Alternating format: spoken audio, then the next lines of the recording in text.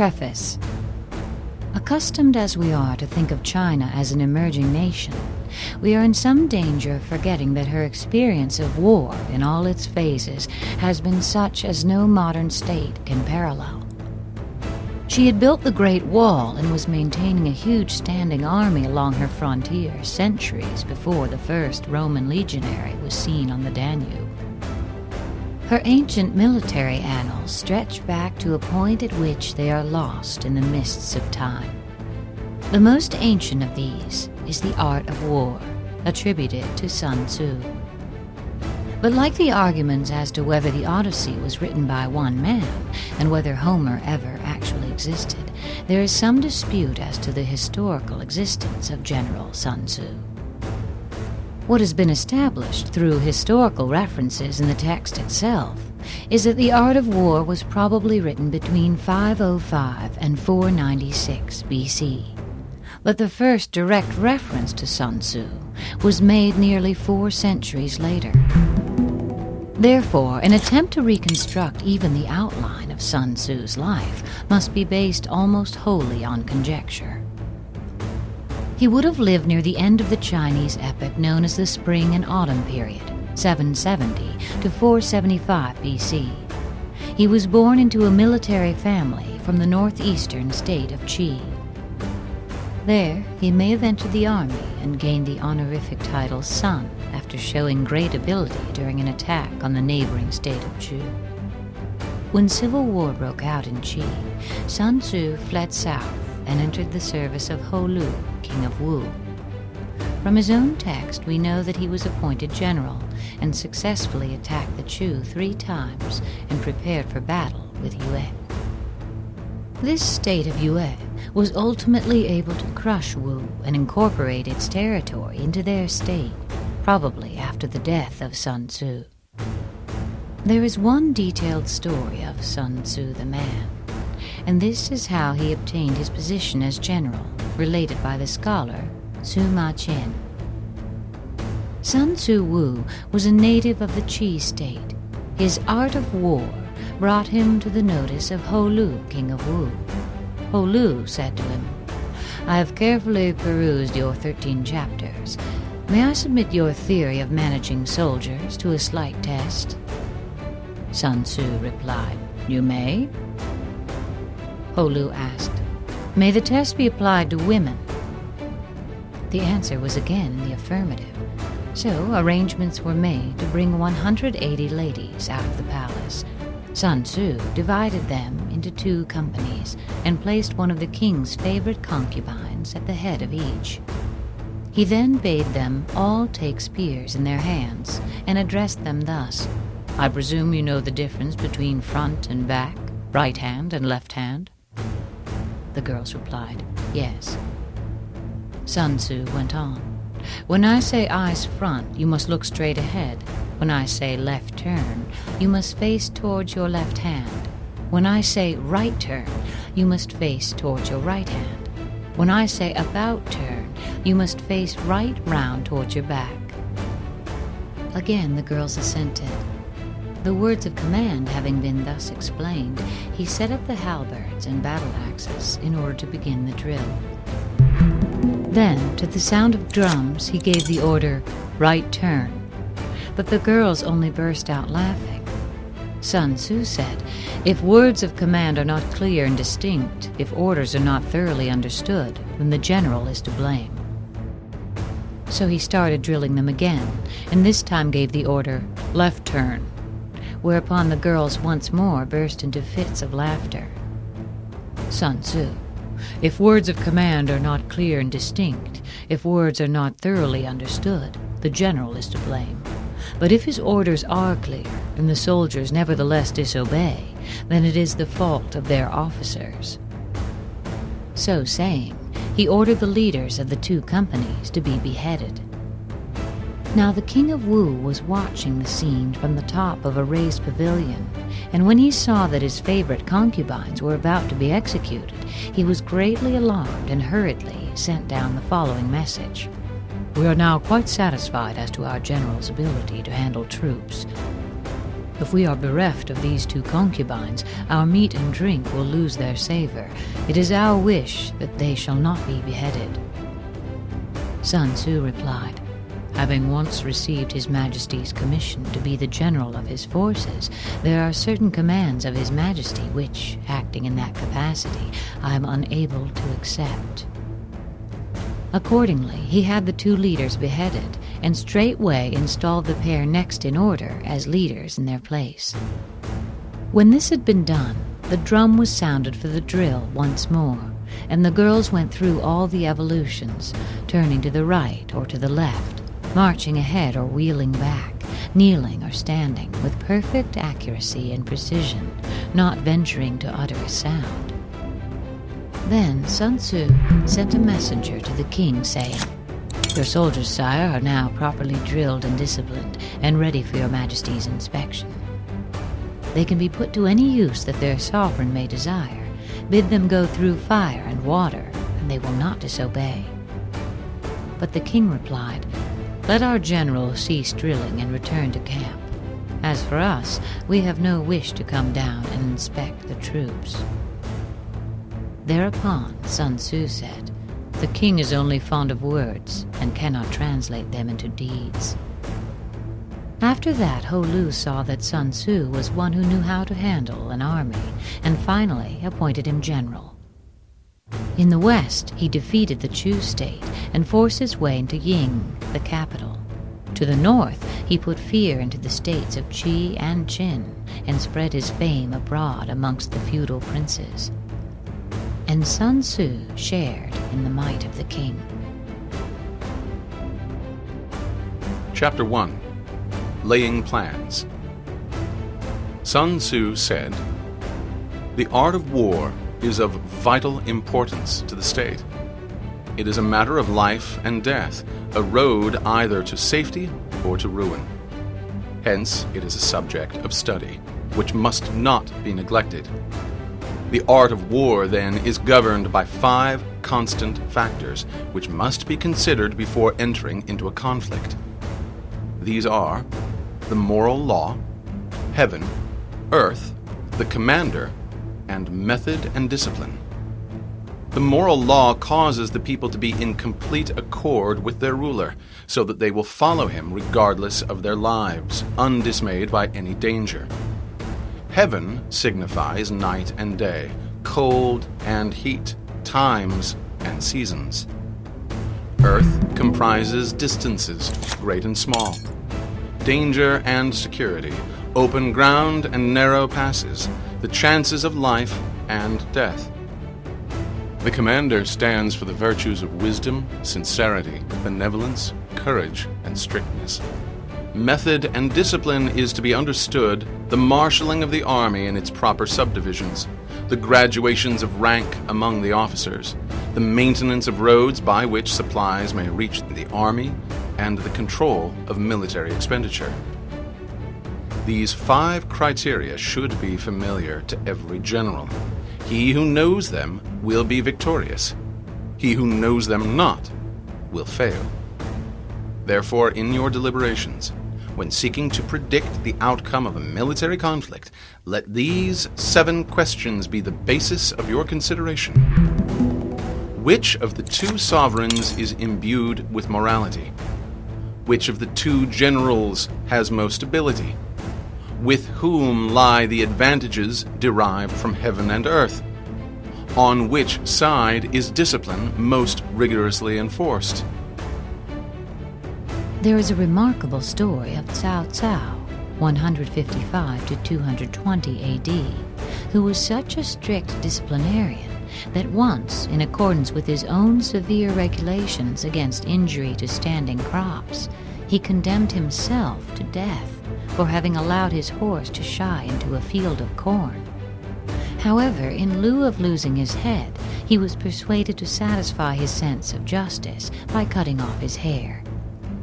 Cao was quoted, "When you lay down a law, see that it is not disobeyed. If it is disobeyed, the offender must be put to death." Which army is stronger? On which side are officers and men better trained? in which army are both reward and punishment delivered most fairly. By means of these 7 considerations, I can forecast victory or defeat. The general that follows my counsel and acts upon it will conquer. Let such a one be retained in command. The general that does not heed my counsel or fails to act upon it will suffer defeat. Let such a one be dismissed. While taking the profit of my counsel, avail yourself also of any helpful circumstances presenting themselves not covered in these rules, and modify your plans accordingly. All warfare is based on deception. Thus, when able to attack, we must seem unable. When using our forces, we must seem inactive. When we are near, we must make the enemy believe we are far away. When far away, we must make him believe we are near. Hold out bait to entice the enemy. Feign disorder and crush him. If he is secure at all points, be prepared for him. If he is in superior strength, evade him. If your opponent is quick to anger, seek to irritate him. Pretend to be weak, that he may grow arrogant. If he is tired, do not allow him to rest. If his forces are united, separate them. Attack him where he is unprepared. Appear where you are not expected. These military devices, leading to victory, must not be divulged beforehand. The general who wins a battle will make many calculations before the battle is fought. The general who loses a battle makes few plans beforehand. Thus, planning leads to victory, and lack thereof will bring defeat. It is by attention to this point that I can foresee who is likely to win or lose. Chapter 2. Waging War. In the operations of war, where there are in the field 1,000 swift chariots, as many heavy chariots, and 100,000 mail-clad soldiers, with provisions enough to carry them hundreds of miles, the expenditure at home and at the front, including entertainment of guests, small items such as glue and paint, and sums spent on chariots and armor, will reach the total of 1,000 ounces of silver per day. Such is the cost of raising an army of 100,000 men. When you engage in actual fighting, if victory is long in coming, then men's weapons will grow dull and their spirits will be low. If you lay siege to a town, you will exhaust your strength. If the campaign is protracted, the resources of the state will not be equal to the strain. Now, when your weapons are dulled, your spirits low, your strength exhausted, and your treasure spent, other chieftains will spring up to take advantage of your extremity. Then no man, however wise, will be able to avert the consequences that must follow. Though we know the stupidity of haste in war, cleverness has never been seen associated with long delays. There is no instance of a country having benefited from prolonged warfare. It is only one who is thoroughly acquainted with the evils of war that can thoroughly understand the best way of carrying it out. The skillful general does not raise a second levy, neither are his supply wagons loaded more than twice. Bring your war material with you from home, but take your food and fodder from the enemy, and the army will have enough for its needs. The cost of transporting material to a distant army causes the state and people to be impoverished. On the other hand, the proximity of an army causes prices to go up, and high prices cause the people's substance to be drained away. When wealth of the state has been drained away, the peasants will be heavily taxed. With this loss of substance and exhaustion of strength, the homes of the people will be stripped bare, and 3/10 of their income will be dissipated, while government expenses for broken chariots, worn-out horses, breastplates and helmets, bows and arrows, spears and shields, protective mantles, draft oxen, and heavy wagons will amount to 4/10 of its total revenue. Hence, a wise general makes a point of foraging on the enemy. 1 cartload of the enemy's provisions is equivalent to 20 of one's own, and likewise a single hundredweight of his fodder is equivalent to 20 from one's own store. This is because 19 cartloads will be consumed in the process of transporting 1 cartload to the front. In order to kill the enemy, our men must be roused to anger, that there may be advantage from defeating the enemy. They must have their rewards. Rewards are necessary in order to make the soldiers see the advantage of beating the enemy. Thus, when you capture spoils from enemy, they must be used as rewards, so that all your men may have a keen desire to fight, each on his own account. Therefore, in chariot fighting, when 10 or more chariots have been taken, those who took the first should be rewarded. Our own flags should be substituted for those of the enemy, and the chariots mingled and used in conjunction with ours. The captured soldiers should be kindly treated and kept. This is for the purpose of using the conquered foe to augment one's own strength. In war, then, let your great object be victory, not lengthy campaigns. Thus it may be known that the leader of armies is the arbiter of the people's fate, the man on whom it depends whether the nation shall be in peace or peril. Chapter 3. Attack by Stratagem. In the practical art of war, the best thing of all is to take the enemy's country whole and intact. To shatter and destroy it is not so good. So too it is better to capture an entire army, a regiment, a detachment, or an entire company, rather than to destroy it. Hence, to fight and conquer in all your battles is not supreme excellence. Supreme excellence consists in breaking the enemy's resistance without fighting. The highest form of generalship is to frustrate the enemy's plans.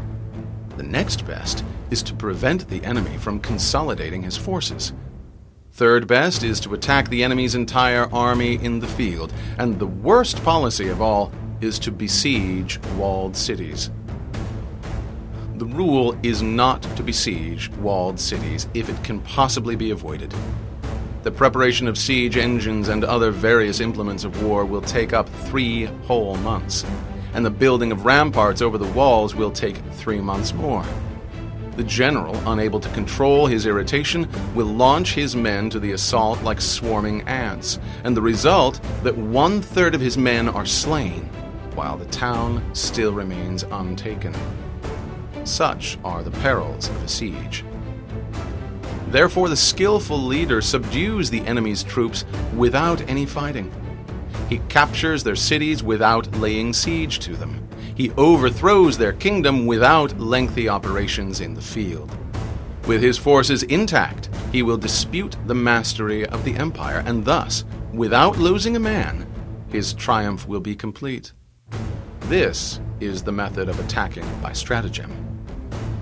It is the rule in war, if our forces are 10 to the enemy's 1, to surround him. If 5 to 1, to attack him. If twice as numerous, divide our army in 2. Being 2 to the enemy's 1, we may use one part of our army in the regular way and the other for some special diversion. If one force is twice as numerous as that of the enemy, it should be split up into 2 divisions, one to meet the enemy in front and one to fall upon his rear. If he replies to the frontal attack, he may be crushed from behind. If to the rearward attack, he may be crushed in front.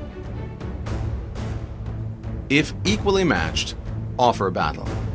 If slightly inferior in numbers, avoid the enemy. If quite unequal in every way, flee from him. Though an obstinate fight may be made by a small force, in the end it must be captured by the larger force. Now, the general is the bulwark of the state. If the bulwark is complete at all points, the state will be strong. If the bulwark is defective, the state will be weak. There are three ways in which a ruler can bring misfortune upon his army. First, by commanding the army to advance or to retreat, being ignorant of the fact that it cannot obey. This will hobble the army. Second, by attempting to govern an army in the same way as he administers a kingdom, being ignorant of the conditions of that army. This causes unease among the soldiers. Third, by appointing officers of his army without discrimination, and in ignoring the principle that the military must adapt to circumstances at hand. This shakes the confidence of the soldiers. When the army is restless and distrustful, trouble is sure to come from the other feudal princes. This is simply bringing anarchy into the army and flinging victory away. Consequently, we may know that there are 5 essentials for victory. First, he will win who knows when to fight and when not to fight. Second, he will win who knows how to handle both superior and inferior forces. Third, he will win whose army is animated by the same spirit throughout all its ranks. Fourth, he will win who has prepared himself and waits to take the enemy unprepared. Fifth, he will win who has the military capacity, and the sovereign does not interfere with his command.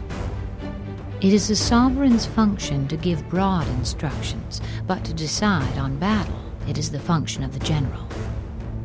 Hence the saying, if you know the enemy and know yourself, you need not fear the result of 100 battles. If you know yourself but not the enemy, for every victory gained you will also suffer a defeat. If you know neither the enemy nor yourself, you will succumb in every battle. Chapter 4. Tactics. The good fighters of old first put themselves beyond the possibility of defeat and then waited for an opportunity of defeating the enemy. To secure ourselves against defeat lies in our own hands, but the opportunity of defeating the enemy is provided by the enemy himself. Thus, the good fighter is able to secure himself against defeat, but cannot make certain of defeating the enemy. Hence the saying, one may know how to conquer without being able to do it. Security against defeat implies defensive tactics. Ability to defeat the enemy means taking the offensive. Standing on the defensive indicates insufficient strength. Attacking, a superabundance of strength. The general who is skilled in defense hides in the most secret recesses of the earth. He who is skilled in attack flashes forth from the topmost heights of heaven like a thunderbolt. Thus, on one hand, we have the ability to protect ourselves. On the other, a victory that is complete. To see victory only when it is obvious to all is not the mark of excellence. Neither is it the height of excellence if you fight and conquer, and the whole empire says, "Well done." To lift a fine fur is no sign of great strength. To see the sun and moon is no sign of sharp sight. To hear the noise of thunder is no sign of a good ear. What the ancients called a clever fighter is one who not only wins, but excels in winning with ease, and thus his victories bring him neither reputation for wisdom nor credit for courage. To win battles requires making no mistakes. Making no mistakes is what establishes the certainty of victory, for it means conquering an enemy that is already defeated. The skilled fighter puts himself into a position which makes defeat impossible, and does not miss the moment for defeating the enemy. In war, the victorious strategist only seeks battle after the victory has been won, whereas he who is destined to defeat first fights and afterwards looks for victory. The consummate leader cultivates the moral law and strictly adheres to method and discipline. Thus, it is in his power to control success. In respect of military method, we have first to characterize the terrain. Second, estimate the dimensions of the battlefield. Third, calculate the strength of the enemy. Fourth, weigh the balance of chances. Fifth, plot victory. Characterization relies on the lay of the land. Estimating the dimensions of the field relies on measurement. Calculation of strength relies on an estimation of numbers. Weighing the balance of chances relies on calculation. From this, the result of the battle can be foreseen. A victorious army opposed to a routed one is as a 1 pound weight placed in scale against a single grain. The onrush of a conquering force is like the bursting of pent-up waters into a chasm 1,000 fathoms deep. Chapter 5. Energy. The control of a large force is the same principle as the control of a few men. It is merely a question of dividing up their numbers. Fighting with a large army under your command is no different from fighting with a small one. It is merely a question of instituting signs and signals. To ensure that your whole host may withstand the brunt of the enemy's attack and remain unshaken can be accomplished by maneuvers, direct and indirect. That the impact of your army may be like a grindstone dashed against an egg, this is affected by the science of weak points and strong. In all fighting, the direct method may be used for joining battle, but indirect methods will be needed in order to secure victory. Indirect tactics, efficiently applied, are inexhaustible as heaven and earth, unending as the flow of rivers and streams. Like the sun and moon, they end, but to begin anew. Like the 4 seasons, they pass away to return once more. There are not more than 5 musical notes, yet the combinations of these 5 give rise to more melodies than can ever be heard. There are not more than 5 base colors: blue, yellow, red, white, and black, yet in combination they produce more hues than can ever be seen. There are not more than 5 cardinal tastes: sour, acrid, salt, sweet, and bitter. Yet their combinations yield more flavors than can ever be tasted. In battle, there are not more than 2 methods of attack, the direct and the indirect. Yet these 2 in combination give rise to an endless series of maneuvers. The direct and the indirect lead on to each other in turn. It is like moving in a circle. You never come to an end. Who can exhaust the possibilities of their combination? The onset of troops is like the rush of a torrent, which will even roll stones along in its course. The quality of decision is like the well-timed swoop of a falcon, which enables it to strike and destroy its victim. Therefore, the good fighter will be terrible in his onset and prompt in his decision. Energy may be likened to the bending of a crossbow, decision to the releasing of a trigger. Amid the turmoil and tumult of battle, there may appear to be disorder, and yet no real disorder at all. Amid confusion and chaos, your army may be without head or tail, yet it will be proof against defeat. Simulated disorder shows perfect discipline. Simulated fear postulates courage. Simulated weakness postulates strength. Hiding order beneath the cloak of disorder is simply a question of subdivision. Concealing courage under a show of timidity presupposes a fund of latent energy. Masking strength with weakness is to be effected by tactical dispositions. Thus, one who is skillful at keeping the enemy on the move maintains deceitful appearances according to which the enemy will act. He must also be prepared to sacrifice something so that the enemy may snatch at it. By holding out baits, he keeps him on the march. Then, with a body of picked men, he lies in wait for him. Sun Pin, a descendant of Sun Tzu, was a general in the Qi army when they marched against Wei, whose general was Pang Chuan, who happened to be a deadly personal enemy. Sun Pin said, "The Qi state has a reputation for cowardice, and therefore our adversary despises us. Let us turn this circumstance to account. Accordingly, when the army had crossed the border into Wei territory, Sun Pin gave orders to show 100,000 fires on the first night, 50,000 on the next, and the night after only 20,000. Pang Chuan pursued them hotly, saying to himself, "I knew these men of Qi were cowards. Their numbers have already fallen away by more than half." In his retreat, Sun Pin came to a narrow gorge, which he calculated that his pursuers would reach after dark. Here he had a tree stripped of its bark, and inscribed upon it the words, "Under this tree, Pang Chuan shall die." Then, as night began to fall, he placed a strong body of archers in ambush nearby, with orders to shoot directly when they saw light. Later on, Pang Chuan arrived at the spot, and noticing the tree, struck a light in order to read what was written on it. His body was immediately riddled by a volley of arrows, and his whole army thrown into confusion. The clever combatant looks to the effect of combined energy and does not ask too much of individuals, hence his ability to pick out the right men and utilize combined energy. When he utilizes combined energy, his fighting men become like rolling logs or stones. For it is the nature of a log or stone to remain motionless on level ground and to move when on a slope.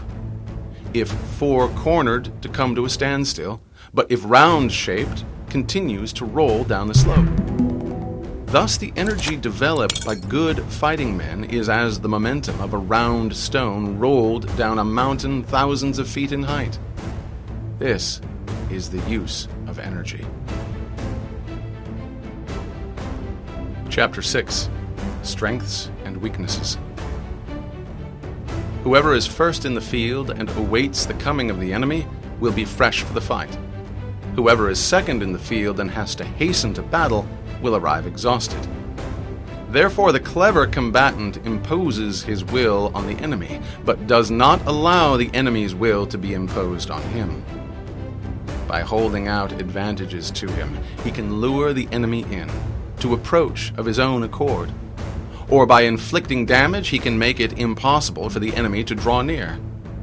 If the enemy is taking his ease, harass him. If well supplied with food, starve him out. If quietly encamped, force him to move.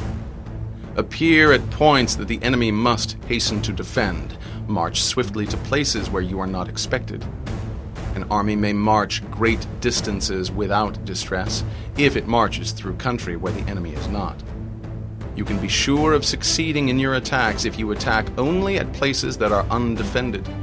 You can ensure the safety of your defense if you only hold positions that cannot be attacked. The skillful general is one who, in attack, the opponent does not know what to defend. And he is skillful in defense when his opponent does not know what to attack. Trust in the divine art of subtlety and secrecy, through which you learn to be invisible, inaudible, and hence you hold the enemy's fate in your hands. You may advance and be absolutely irresistible if you make for the enemy's weak points. You may retire and be safe from pursuit if your movements are more rapid than those of the enemy. If you wish to fight, the enemy can be forced to an engagement, even though he be sheltered behind a high rampart and a deep ditch. All we need do is attack some other place that he will be obliged to relieve. If we do not wish to fight, we can prevent the enemy from engaging us even though the lines of our encampment be merely traced out on the ground. All we need do is to throw something odd and unexpected in his way. Even though we have constructed neither wall nor ditch, we puzzle him by strange and unusual dispositions. By discovering the enemy's dispositions and remaining invisible ourselves, we can keep our forces concentrated, while the enemy's must be divided. We can form a single united body, while the enemy must split up into fractions. Hence, there will be a whole pitted against separate parts of a whole, which means that we shall be many to the enemy's few. And if we are able thus to attack an inferior force with a superior one, our opponents will be in dire straits. The spot where we intend to fight must not be made known, for then the enemy will have to prepare against a possible attack at several different points, and his forces being thus distributed in many directions, the numbers we shall have to face at any given point will be proportionately few. For should the enemy strengthen his van, he will weaken his rear. Should he strengthen his rear, he will weaken his van. Should he strengthen his left, he will weaken his right. Should he strengthen his right, he will weaken his left. If he sends reinforcements everywhere, he will everywhere be weak. Numerical weakness comes from having to prepare against possible attacks. Numerical strength comes from compelling our adversary to make these preparations against us. Knowing the place and the time of the coming battle, we may concentrate from the greatest distances in order to fight. But if neither time nor place be known, then the left wing will be impotent to succor the right, the right equally impotent to succor the left, the van unable to relieve the rear, or the rear to support the van. How much more so if the furthest portions of the army are anything under 30 miles apart, and even the nearest are separated by several miles. Though according to my estimate the soldiers of Yue exceed our own in number, that shall advantage them nothing in the matter of victory. I say then that victory can be achieved. Though the enemy be stronger in numbers, we may prevent him from fighting. Scheme so as to discover his plans and the likelihood of their success. Rouse him and learn the principle of his activity or inactivity. Force him to reveal himself so as to find out his vulnerable spots. Carefully compare the opposing army with your own, so that you may know where strength is superabundant and where it is deficient.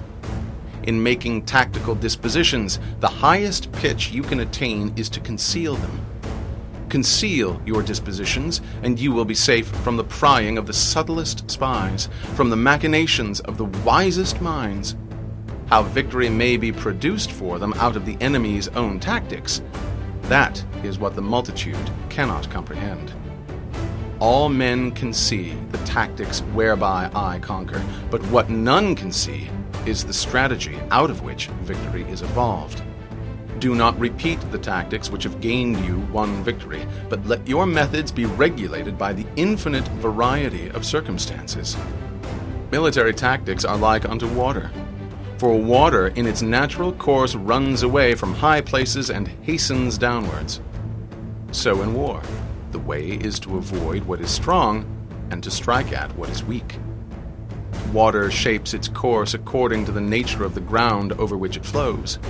The soldier works out his victory in relation to the foe whom he is facing. Therefore, just as water retains no constant shape, so in warfare there are no constant conditions. He who can modify his tactics in relation to his opponent, and thereby succeed in winning, may be called a heaven-born captain. The 5 elements, water, fire, wood, metal, earth, are not always equally predominant. The 4 seasons make way for each other in turn. Days are short and long. The moon wanes and waxes. Chapter 7. Maneuver. In war, the general receives his commands from the sovereign. Having collected an army and concentrated his forces, he must blend and harmonize the different elements thereof before pitching his camp. After that comes tactical maneuvering, which is the most difficult. The difficulty of tactical maneuvering consists in turning the devious into the direct, and misfortune into gain. Thus, to take a long and circuitous route, after enticing the enemy out of the way, and though starting after him, to contrive to reach the goal before him, shows knowledge of the artifice of deviation. Maneuvering with an army is advantageous. With an undisciplined multitude, most dangerous. If you set a fully equipped army in march in order to seize an advantage, the chances are that you will be too late. On the other hand, detaching a flying column for the purpose requires the sacrifice of its baggage and stores. Thus, if you order your men to roll up their buff coats and make forced marches without halting day or night, covering double the usual distance at a stretch, doing 30 miles in order to wrest an advantage, the leaders of all your 3 divisions will fall into the hands of the enemy. The stronger men will be in front, the jaded ones will fall behind, and on this plan only 1/10 of your army will reach its destination. If you march 15 miles in order to outmaneuver the enemy, you will lose the leader of your 1st division, and only half your force will reach the goal. If you march 10 miles with the same object, 2/3 of your army will arrive. We may take it then that an army without its baggage train is lost. Without provisions, it is lost. Without bases of supply, it is lost. We cannot enter into alliances until we are acquainted with the designs of our neighbors. We are not fit to lead an army on the march unless we are familiar with the face of the country, its mountains and forests, its pitfalls and precipices, its marshes and swamps. We shall be unable to turn natural advantage to account unless we make use of local guides. In war, practice dissimulation and you will succeed. Whether to concentrate or to divide your troops must be determined by circumstances. Let your speed be that of the wind, your compactness that of the forest. In raiding and plundering be like fire, and in defense be as immovable as a mountain. Let your plans be dark and impenetrable as night, and when you move, fall like a thunderbolt. When you plunder the countryside, let the spoil be divided amongst your men. When you capture new territory, cut it up into allotments for the benefit of the soldiery. Ponder and deliberate before you make a move. He will conquer who has learned the art of deviation. This is the art of maneuvering. The Book of Army Management says, "On the field of battle, the spoken word does not carry far enough. Hence the institution of gongs and drums. Nor can ordinary objects be seen clearly enough. Hence the institution of banners and flags. Gongs and drums, banners and flags, are means whereby the ears and eyes of the host may be focused on one particular point. The host, thus forming a single united body, it is impossible for either the brave to advance alone or for the cowardly to retreat alone. This is the art of handling large masses of men." Equally guilty are those who advance against orders and those who retreat against orders. There is a story of Wu Qi, who was fighting against the Qin state. Before the battle had begun, one of his soldiers, a man of matchless daring, sallied forth by himself, captured 2 heads from the enemy, and returned to camp. Wu Qi had the man instantly executed, whereupon an officer ventured to remonstrate, saying, "This man was a good soldier and ought not to have been beheaded." Wu Qi replied, "I fully believe he was a good soldier, but I had him beheaded because he acted without orders." In night fighting, then, make much use of signal fires and drums, and in fighting by day, of flags and banners, as a means of influencing the ears and eyes of your army. An entire enemy army may be robbed of its spirit, and its commander may be robbed of his presence of mind. Now a soldier's spirit is keenest in the morning. By noon it will begin to flag, and in the evening his mind is bent only on returning to camp. A clever general, therefore, avoids an army when its spirit is keen, but attacks it when it is sluggish and inclined to return. This is the art of studying moods. Disciplined and calm, to await the appearance of disorder and tumult amongst the enemy. This is the art of retaining self-possession. To be near the goal while the enemy is still far from it. To wait at ease while the enemy is toiling and struggling. To be well fed while the enemy is famished. This is the art of conserving one's strength. to refrain from intercepting an enemy whose banners are in perfect order, to refrain from attacking an army drawn up in calm and confident array. This is the art of studying circumstances. It is a military axiom not to advance uphill against the enemy, nor to oppose him when he comes downhill. Do not pursue an enemy who simulates flight. Do not attack soldiers whose temper is keen. Do not swallow bait offered by the enemy. Do not interfere with an army that is returning home. A man whose heart is set on home will fight to the death against any attempt to bar his way. When you surround an army, leave an outlet free and do not press a desperate foe too hard. The object is to make him believe that there is a road to safety, and thus prevent his fighting with the courage of despair. After that, you may crush him. This is the art of warfare. Chapter 8. Tactical Variations. In war, the general receives his commands from the sovereign, collects his army, and concentrates his forces. When in difficult country, do not encamp. In country where high roads intersect, join hands with your allies. Do not linger in dangerously isolated positions. In hemmed-in situations, you must resort to stratagem. In desperate position, you must fight. There are some roads that one should not follow, some enemy armies that one should not assault, some towns that must not be besieged. No town should be attacked which, if taken, cannot be held, or if left alone, will not cause any trouble.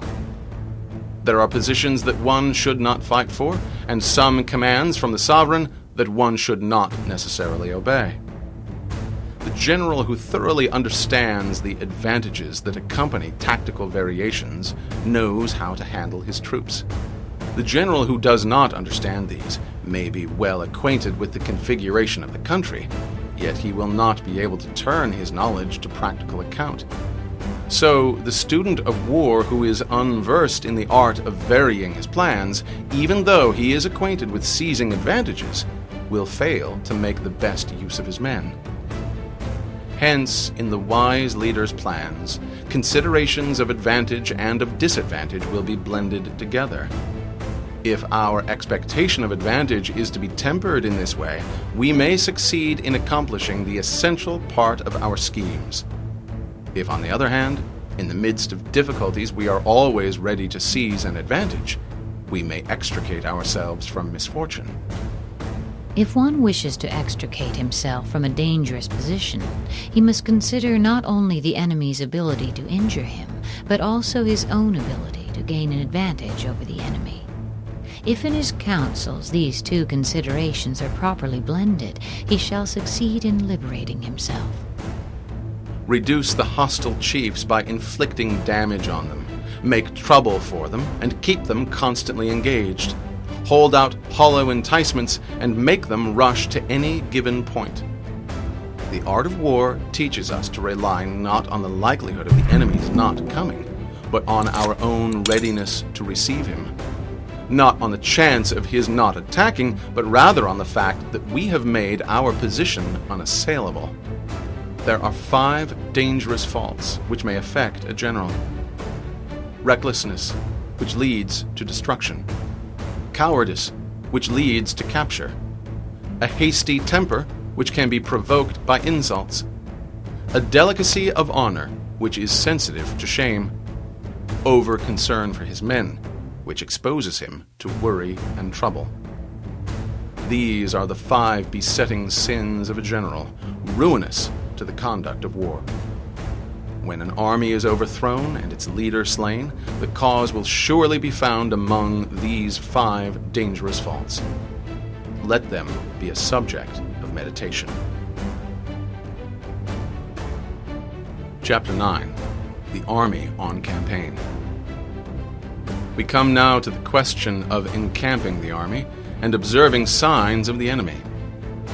Pass quickly over mountains and keep in the neighborhood of valleys. Camp in high places facing the sun. Do not climb heights in order to fight. This is the art of mountain warfare. After crossing a river, you should move far away from it. When an invading force crosses a river in its onward march, do not advance to meet it in midstream. It will be best to let half the army get across and then deliver your attack. If you are anxious to fight, you should not go to meet the invader near a river which he has to cross. Moor your craft further upriver from the enemy and facing the sun. Do not move upstream to meet the enemy. This is the art of river warfare. This principle is illustrated by the victory of Han Xin at Wei River. The two armies were drawn up on opposite sides of the river. In the night, Han Xin ordered his men to take some 10,000 sacks filled with sand and construct a dam higher up. Then, leading half his army across the river, he attacked the enemy.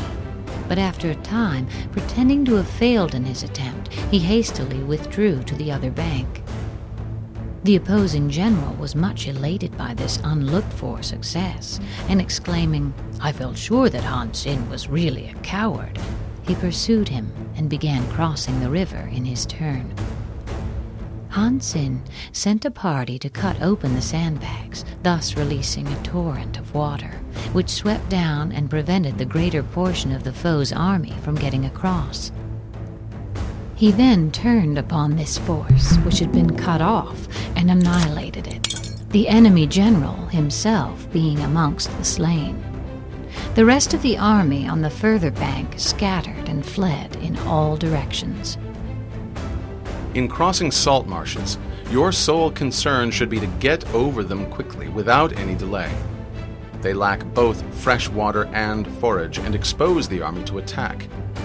If forced to fight in a salt marsh, you should have water and grass near you and get your back to a clump of trees. This is the art of operating in salt marshes.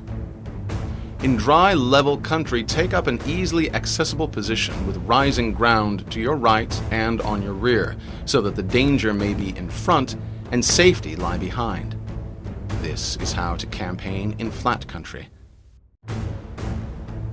These are the four useful branches of military knowledge: fighting in mountains, rivers, marshes, and plains, that enabled the Yellow Emperor to vanquish 4 rival sovereigns.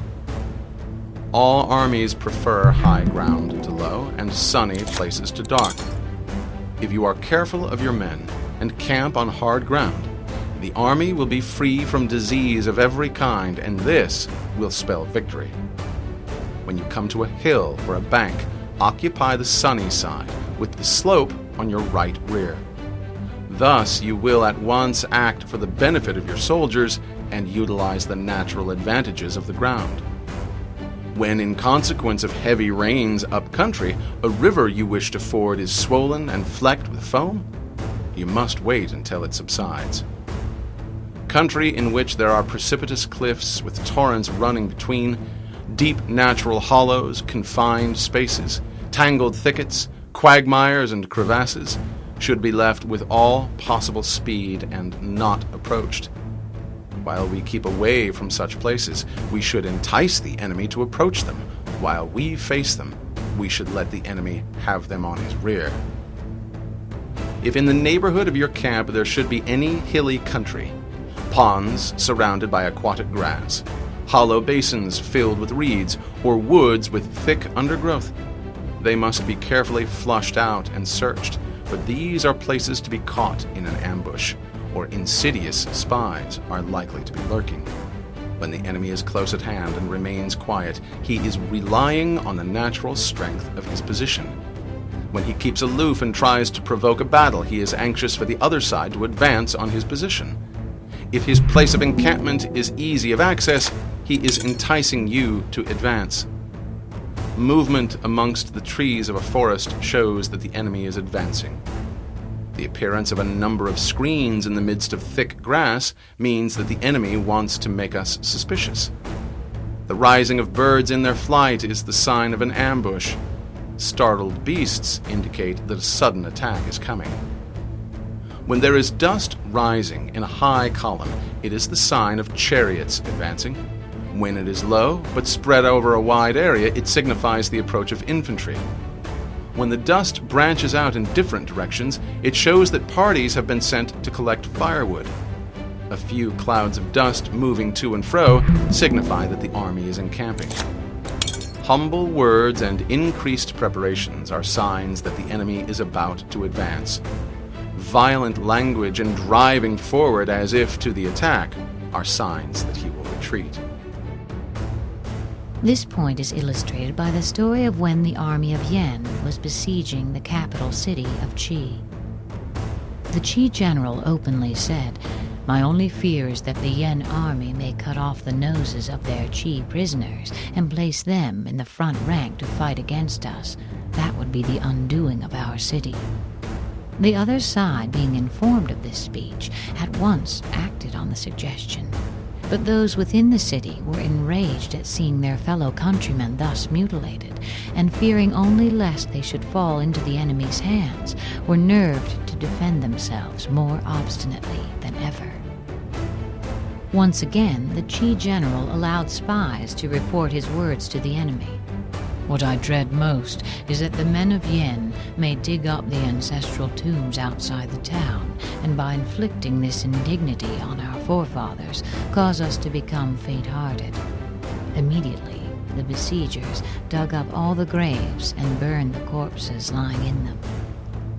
And the defenders, witnessing the outrage from the city walls, wept passionately, and were all eager to go out and fight, their fury being increased tenfold.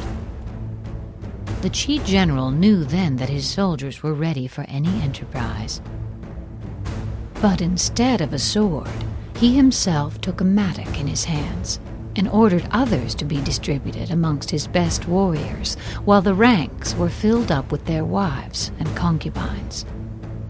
He then served out all the remaining rations and bade his men eat their fill. The actual soldiers were told to keep out of sight, and the walls were manned with the old and weak men and with women. This done, envoys were dispatched to the enemy's camp to arrange terms of surrender, whereupon the Yen army began shouting for joy. The Qi general also collected 20,000 ounces of silver from the people, and got the wealthy citizens of the besieged city to send it to the Yen general, with the prayer that when the town capitulated, he would not allow their homes to be plundered or their women to be maltreated. The Yen general, in high good humor, granted their prayer, but his army now became increasingly slack and careless.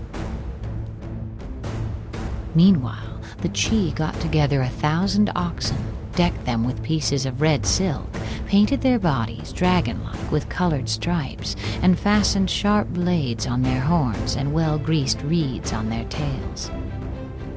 When night came on, they lighted the ends of the reeds and drove the oxen through a number of holes he had pierced in the walls, backing them up with a force of 5,000 picked warriors. The animals, maddened with pain, dashed furiously into the enemy's camp, where they caused the utmost confusion and dismay, for their tails acted as torches, showing up the hideous patterns on their bodies, and the weapons on their horns killed or wounded any with whom they came into contact. In the meantime, the band of 5,000 had crept up with gags in their mouths, and now threw themselves on the enemy. At the same moment, a frightful din arose in the city itself, all those that remained behind making as much noise as possible by banging drums and hammering on bronze vessels, until heaven and earth were convulsed by the uproar. Terror-stricken, the Yen army fled in disorder, hotly pursued by the men of Qi, who succeeded in slaying their general, and the Qi succeeded in the recapture of some 70 cities which had belonged to their state. When the light chariots come out first and take up a position on the wings, it is a sign that the enemy is forming for battle. Peace proposals unaccompanied by oaths and hostages indicate a plot. When there is much running about and the soldiers fall into rank, it means that the critical moment has come. When some are seen advancing and some retreating, it is a lure. When the soldiers stand leaning on their spears, they are faint from want of food. If those who are sent to draw water begin by drinking themselves, the army is suffering from thirst. If the enemy sees an advantage to be gained and makes no effort to secure it, the soldiers are exhausted. If birds gather on any spot, it is unoccupied. Clamor by night signifies nervousness. If there is disturbance in the camp, the general's authority is weak. If the banners and flags are shifted about, sedition is afoot. If the officers are angry, it means that the men are weary. When an army feeds its horses with grain and kills its cattle for food, and when the men do not hang their cooking pots over the campfires, showing that they will not return to their tents, you may know that they are determined to fight to the death. The sight of men whispering together in small knots or speaking in subdued tones points to disaffection amongst the rank and file. Too frequent rewards signify that the enemy is at the end of his resources. Too many punishments betray a condition of dire distress.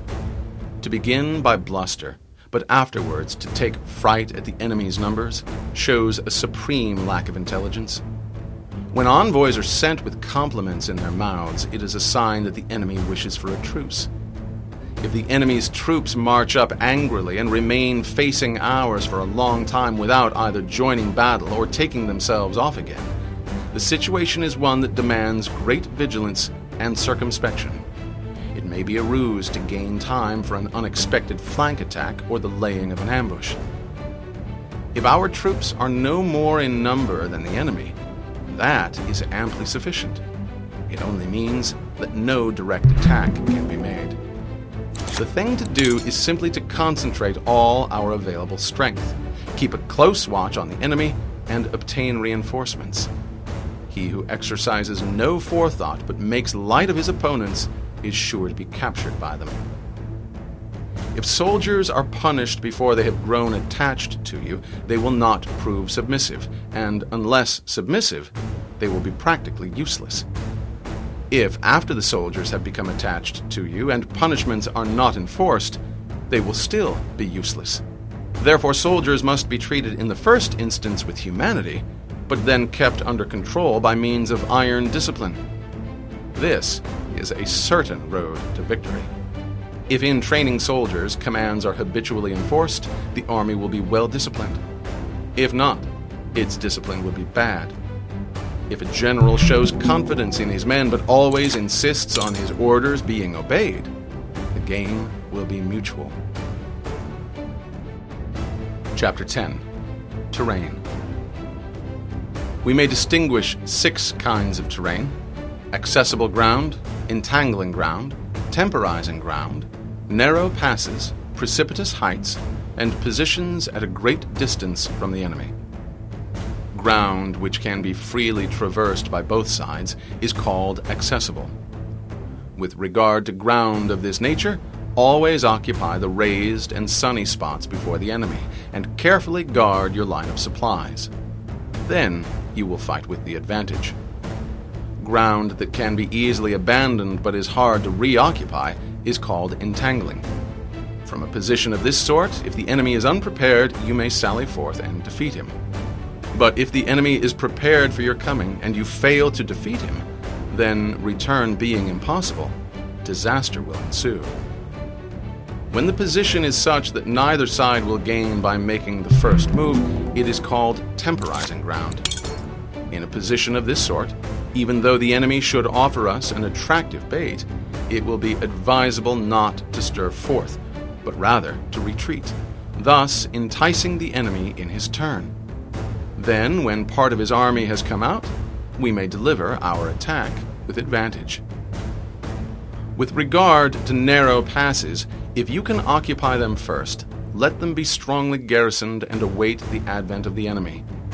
Should the army forestall you in occupying a pass, do not go after him if the pass is fully garrisoned, unless it is weakly garrisoned. With regard to precipitous heights, if you are beforehand with your adversary, you should occupy the raised and sunny spots, and there wait for him to come up. If the enemy has occupied them before you, do not follow him. but retreat and try to entice him away. If you are situated at a great distance from the enemy and the strength of the two armies is equal, it is not easy to provoke a battle, and if you tire your army by a march to his position, fighting will be to your disadvantage. These 6 are the principles connected with earth. The general who has attained a responsible post must be careful to study them. Now an army is exposed to 6 several calamities, not arising from natural causes, but from faults for which the general is responsible. These are flight, insubordination, collapse, ruin, disorganization, and rout. Other conditions being equal, if one force is hurled against another 10 times its size, the result will be the flight of the former. When the common soldiers are too strong and their officers too weak, the result is insubordination. When the officers are too strong and the common soldiers too weak, the result is collapse. When the higher officers are angry and insubordinate, and on meeting the enemy give battle on their own account from a feeling of resentment, before the commander-in-chief can tell whether or not he is in a position to fight, the result is ruin. When the general is weak and without authority, when his orders are not clear and distinct, when there are no fixed duties assigned to officers and men, and the ranks are formed in a slovenly, haphazard manner, the result is utter disorganization.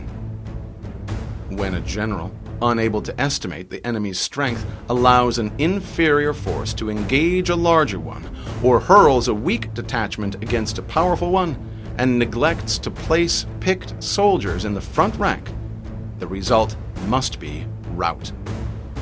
These are 6 ways of courting defeat, which must be carefully noted by the general who has attained a responsible post. The natural formation of the country is the soldier's best ally, but a power of estimating the adversary, of controlling the forces of victory, and of shrewdly calculating difficulties, dangers, and distances constitutes the test of a great general. He who knows these things and in fighting puts his knowledge into practice will win his battles. He who knows them not, nor practices them, will surely be defeated. If fighting is sure to result in victory, then you must fight, even though the ruler forbid it. If fighting will not result in victory, then you must not fight, even at the ruler's bidding.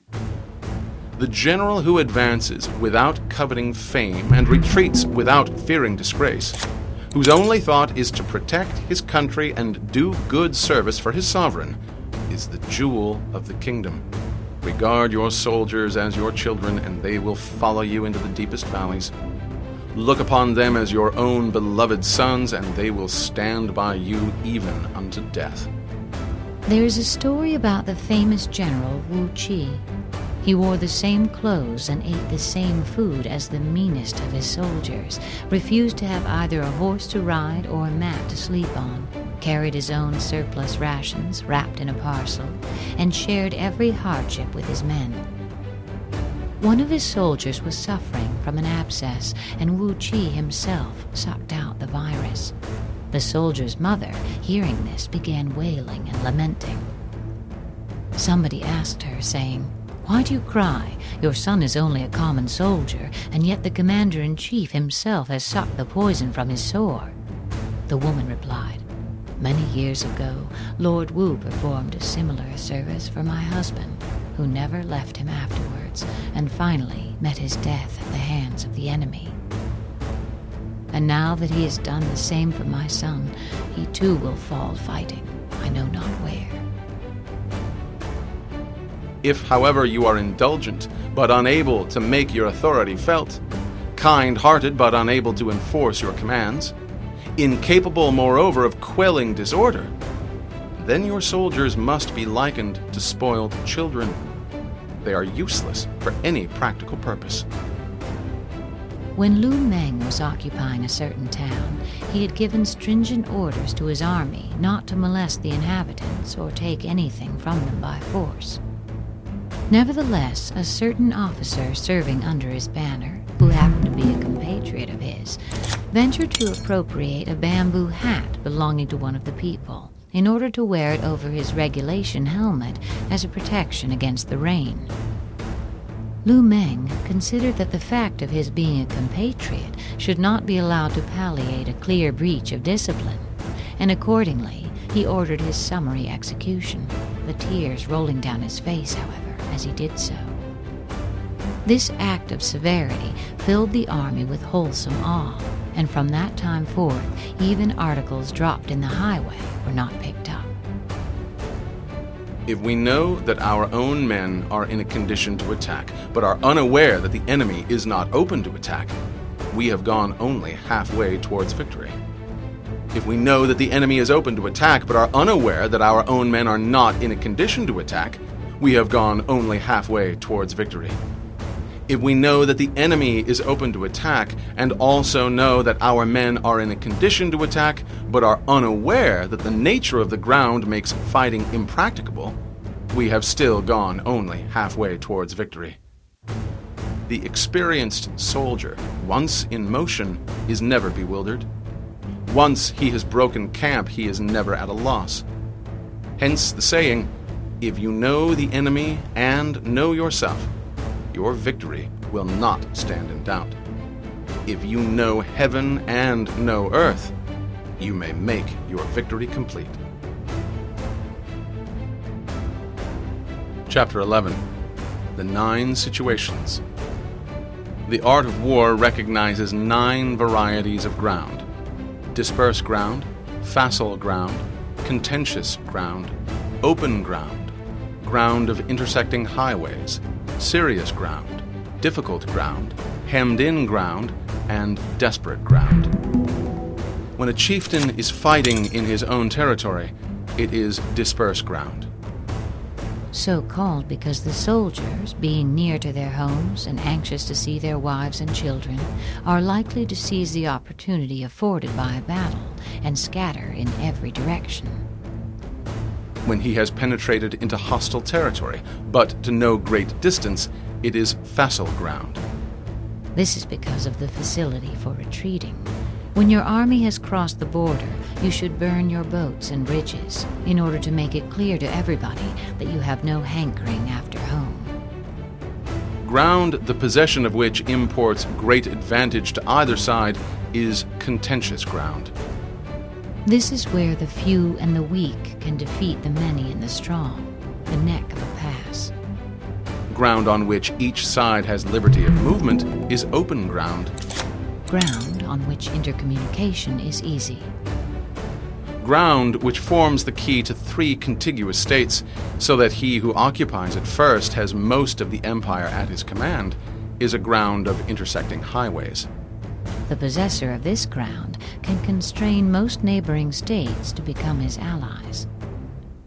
When an army has penetrated into the heart of a hostile country, leaving a number of fortified cities in its rear, it is serious ground. The army is in a serious situation.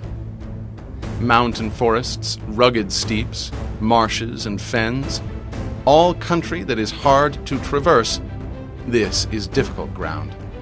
Ground which is reached through narrow gorges, and from which we can only retire by tortuous paths, so that a small number of the enemy would suffice to crush a large body of our men. This is hemmed-in ground. Ground on which we can only be saved from destruction by fighting without delay is desperate ground. On dispersed ground, fight not. On facile ground, halt not.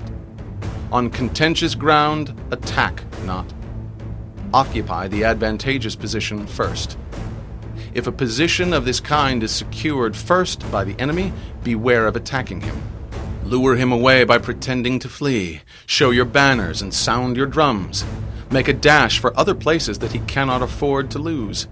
Trail brushwood and raise a dust. Confound his ears and eyes. Detach a body of your best troops and place it secretly in ambuscade. Then your opponent will sally forth to the rescue. On open ground, do not try to block the enemy's way. Because the attempt would be futile, and would expose the blocking force itself to serious risks. Draw closer together and see that a portion of your own army is not cut off.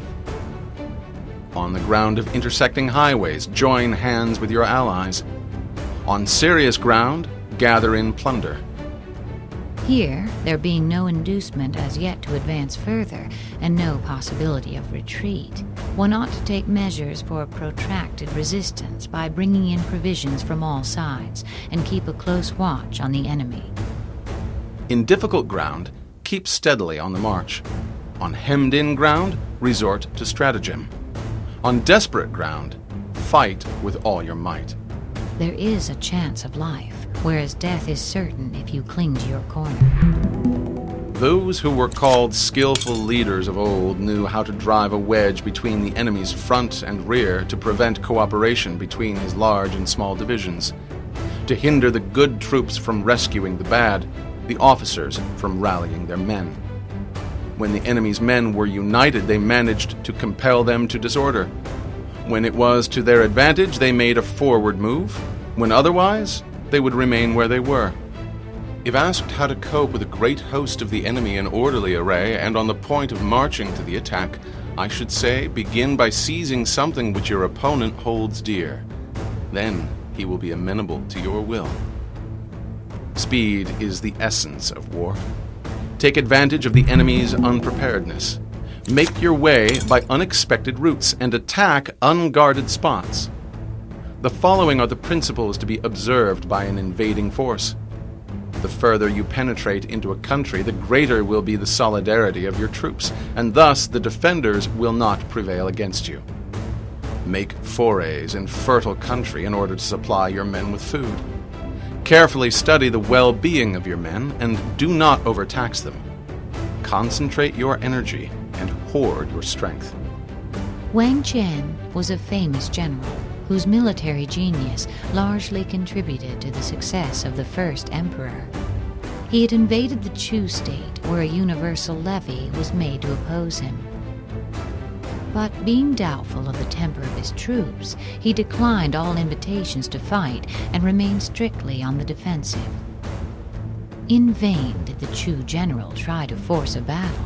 Day after day, Wang Qian kept inside his walls and would not come out, but devoted his whole time and energy to winning the affection and confidence of his men. He took care that they should be well fed, sharing his own meals with them, provided facilities for bathing, and employed every method of judicious indulgence to weld them into a loyal and homogeneous body. After some time had elapsed, he sent certain persons to find out how the men were amusing themselves. The answer was that they were having contests of weight throwing and long jumping. When Wang Qian heard that they were engaged in these athletic pursuits, he knew that their spirits had been strung up to the required pitch, and that they were now ready for fighting. By this time, the Chu army, after repeating their challenge again and again, had marched away eastwards in disgust. The Qin general immediately broke up his camp and followed them, and in the battle that ensued, they were routed with great slaughter. Shortly afterwards, the whole of Chu was conquered, and the king led into captivity. Keep your enemy continually on the move and devise unfathomable plans. Let the enemy never know exactly where you are. Throw your soldiers into positions from where there is no escape. If they will face death, there is nothing they may not achieve. Officers and men alike will put forth their uttermost strength. If they are in an awkward place together, they will surely exert their united strength to get out of it. Soldiers, when in desperate straits, lose the sense of fear. If there is no place of refuge, they will stand firm. If they are in hostile country, they will show a stubborn front. If there is no help for it, they will fight hard. Thus, without waiting to be marshaled, the soldiers whose fate you hold in your hands, without waiting to be asked, will do your will without restrictions. They will be faithful without giving orders. They can be trusted. Prohibit the taking of omens and do away with superstitious doubts.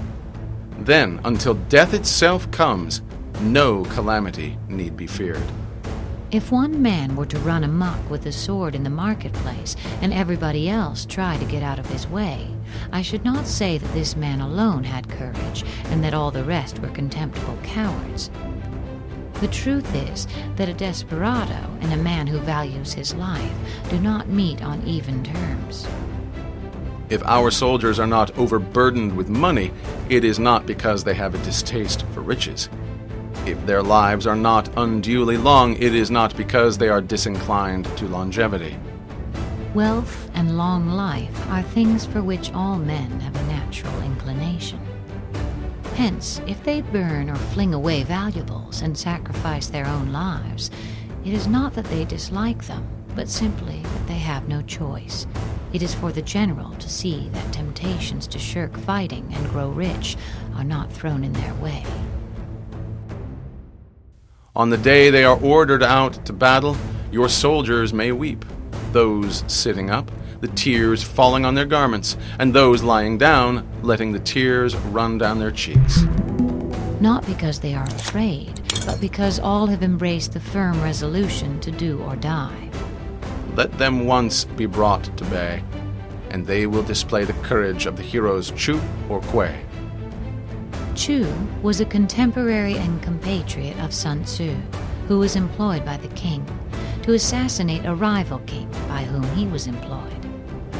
Chu secreted a dagger, which he in the belly of a fish served up at a banquet.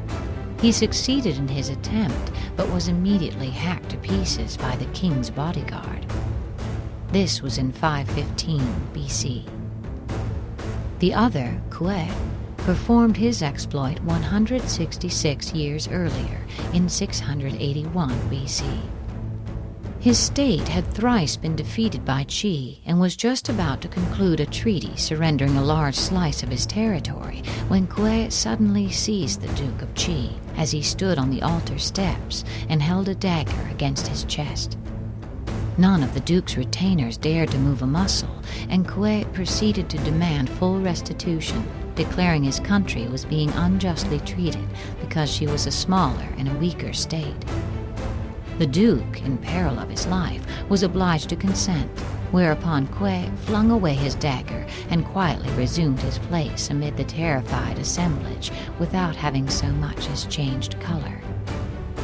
As was to be expected, the Duke wanted afterwards to repudiate the bargain, but a wise old counselor pointed out to him the impolicy of breaking his word, and the upshot was that this bold stroke regained for Kuei the whole of what he had lost in 3 pitched battles. The skillful tactician may be likened to a swift snake. Strike at its head, and you will be attacked by its tail. Strike at its tail, and you will be attacked by its head. Strike at its middle, and you will be attacked by head and tail both. Asked if an army can be made to imitate such a snake, I should answer yes. For the men of Wu and the men of Yue are enemies. Yet if they are crossing a river in the same boat and are caught by a storm, they will come to each other's assistance, just as the left hand helps the right.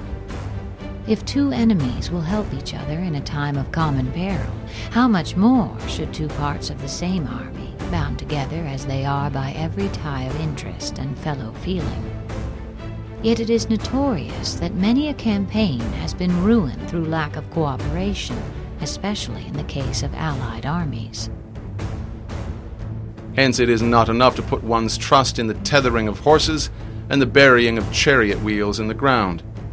The principle on which to manage an army is to set up one standard of courage which all must reach. How to make the best of both strong and weak? That is a question involving the proper use of ground. Less reliable troops, if posted in strong positions, will hold out as long as better troops on more exposed terrain.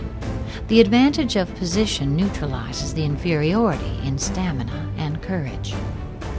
Thus the skillful general conducts his army just as though he were leading a single man, willy-nilly by the hand. It is the business of a general to be quiet, and thus ensures secrecy, upright and just, and thus maintain order. He must be able to mystify his officers and men by false reports and appearances, and thus keep them in total ignorance. The troops must not be allowed to share your schemes in the beginning. They may only rejoice with you over their happy outcome. Pan Chao took the field with 25,000 men with the object of crushing Yarkand. The king of Yarkand replied by dispatching his chief commander to succor the place with an army totaling 50,000 men.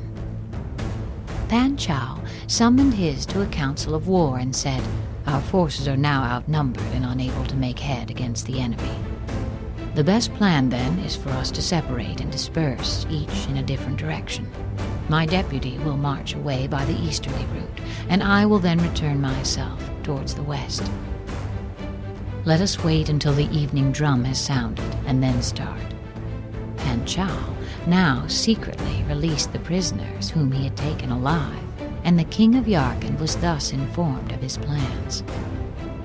Much elated by the news, the latter set off at once at the head of 10,000 horsemen to bar Pan Chao's retreat in the west, while another part of his army rode eastward with 8,000 horses in order to intercept the second part of Pan Chao's army. As soon as Pan Chao knew that 2 portions of the enemy's army had gone, he called his divisions together, got them well in hand, and at the break of dawn hurled them against the largest detachment of the Yarkand army as it lay encamped. The barbarians, panic-stricken, fled in confusion and were closely pursued by Pan Chao. Over 5,000 heads were brought back as trophies, besides immense spoils of horses and cattle and valuables of every description.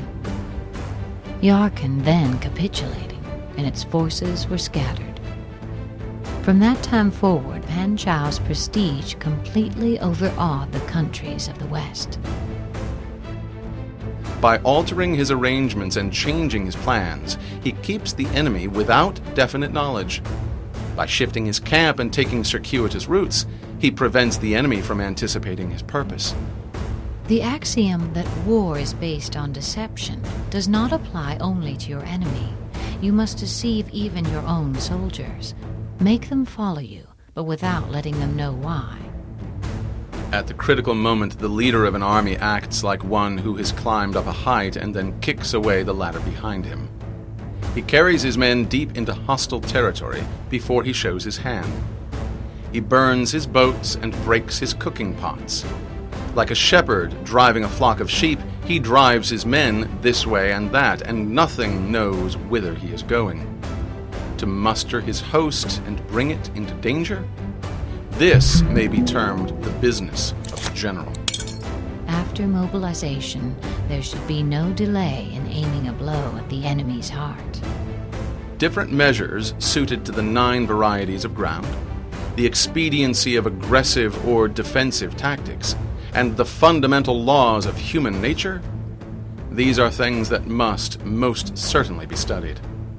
When invading hostile territory, the general principle is that penetrating deeply brings cohesion. Penetrating but a short way means dispersion. When you leave your own country behind and take your army across neighborhood territory, you find yourself on critical ground. When there are means of communication on all 4 sides, the ground is one of intersecting highways. When you penetrate deeply into a country, it is serious ground. When you penetrate but a little way, it is facile ground.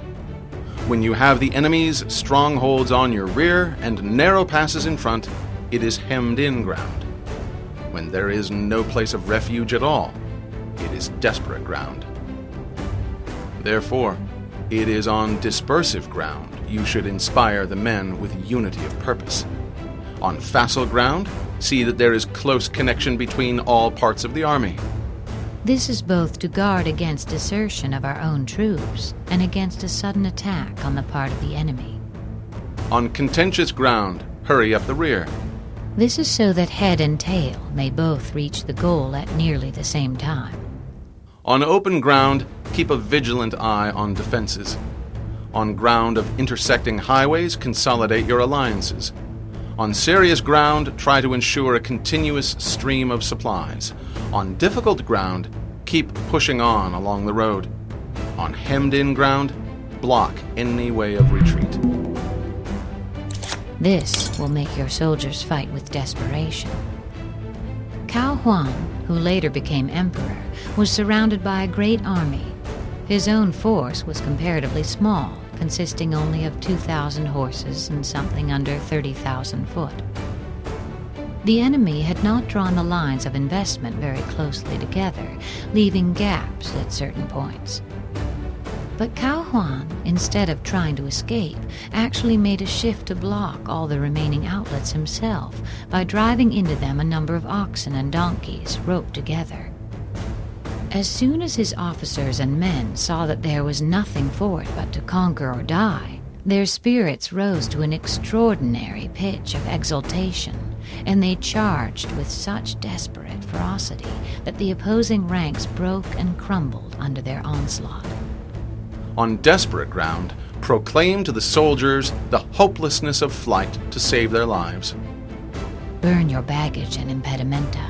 Throw away your stores and provisions, choke up the wells, destroy your cooking stoves, and make it plain to your men that they cannot survive, but must fight to the death. The only chance of life lies in giving up all hope of it. For it is the soldier's disposition to offer an obstinate resistance when surrounded, to fight hard when he cannot help himself, and to obey promptly when he has fallen into danger. The story of Pan Chao illustrates this point. When Pan Chao arrived at Shanshan, the king of the country received him at first with great politeness and respect. But shortly afterwards, his behavior underwent a sudden change, and he became remiss and negligent. Pan Chao spoke about this to the officers of his suite. "Have you noticed," he said, "that the king's polite intentions are on the wane? This must signify that envoys have come from the northern barbarians, and that consequently he is in a state of indecision, not knowing with which side to throw in his lot. That surely is the reason. The truly wise man, we are told, can perceive things before they have come to pass. How much more, then, those that are already manifest?" Thereupon he called one of the natives who had been assigned to his service and set a trap for him, saying, "Where are those envoys from the barbarians who arrived some day ago?" The man was so taken aback that between surprise and fear, he presently blurted out the whole truth.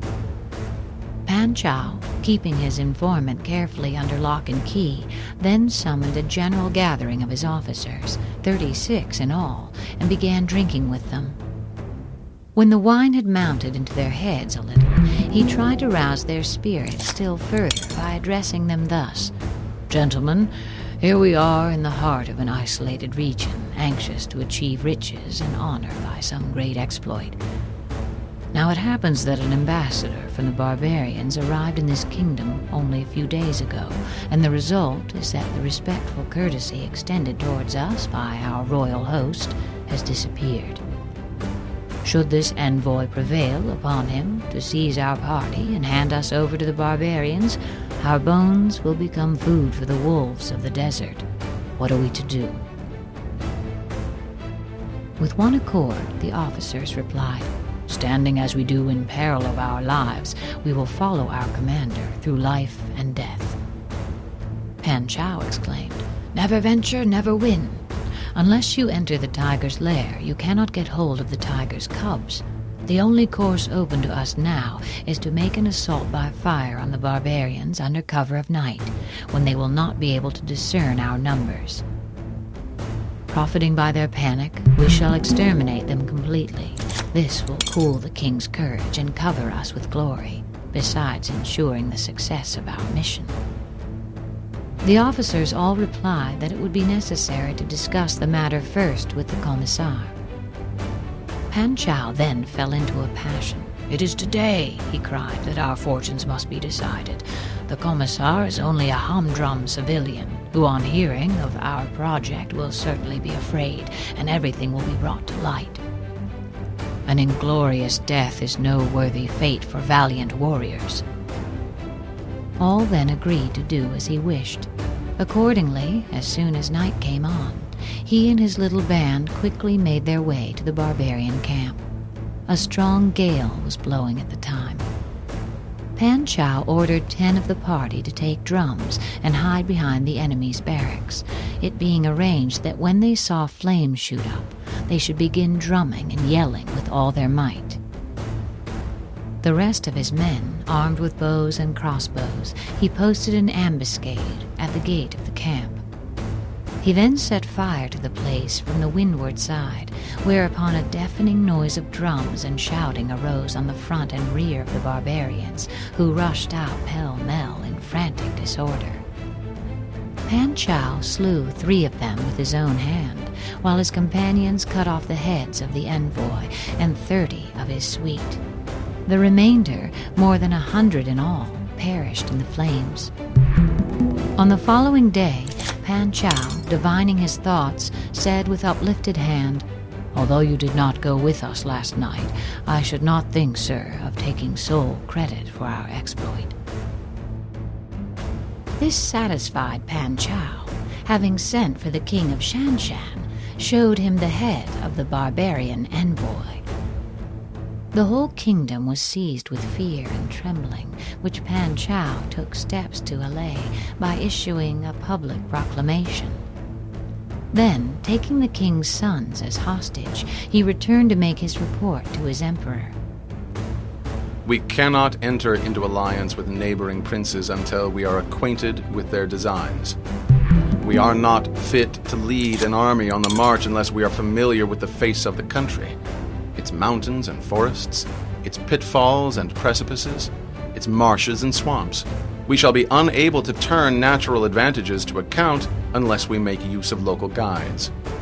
To ignore any one of the following 4 or 5 principles does not befit a warlike prince. When a warlike prince attacks a powerful state, his generalship shows itself in preventing the concentration of the enemy's forces. He overawes his opponents, and their allies are prevented from joining against him. Hence, he does not strive to ally himself with all and sundry, nor does he foster the power of other states. He carries out his own secret designs, keeping his antagonists in awe. He can afford to reject entangling alliances and simply pursue his own secret designs. His prestige enables him to dispense with external friendships. Thus he is able to capture their cities and overthrow their kingdoms. Bestow rewards without regard to rule, issue orders without regard to previous arrangements, and you will be able to handle a whole army as though you had to do with but a single man. Give instructions only on sighting the enemy. Give rewards when you see deserving deeds. The final instructions you give to your army should not correspond with those that have been previously posted up. Not only is there danger in letting your plans be known, but war often necessitates the entire reversal of them at the last moment. Confront your soldiers with the deed itself. Never let them know your design. When the outlook is bright, bring it before their eyes, but tell them nothing when the situation is gloomy. Place your army in deadly peril, and it will survive. Plunge it into desperate straits, and it will come off in safety. These words of Sun Tzu were once quoted by Han Xin in explanation of the tactics he employed in one of his most brilliant battles. He was sent against the army of Chao and halted 10 miles from the mouth of a narrow pass where the enemy had mustered in full force. Here, at midnight, he detached a body of 2,000 light cavalry, every man of which was furnished with a red flag. Their instructions were to make their way through narrow defiles and keep a secret watch on the enemy. "When the men of Chao see me in full flight," Han Xin said, "they will abandon their fortifications and give chase. This must be the sign for you to rush in, pluck down the Chao standards, and set up the red banners of Han in their stead." Turning then to his other officers, he remarked, "Our adversary holds a strong position and is not likely to come out and attack us until he sees the standard and drums of the commander-in-chief, for fear I should turn back and escape through the mountains. So saying, he first of all sent out a division consisting of 10,000 men and ordered them to form in line of battle with their backs to the River Ti. Seeing this maneuver, the whole army of Chow broke into loud laughter. By this time it was broad daylight, and Han Xin, displaying the commander's flag, marched out of the pass with drums beating and was immediately engaged by the enemy.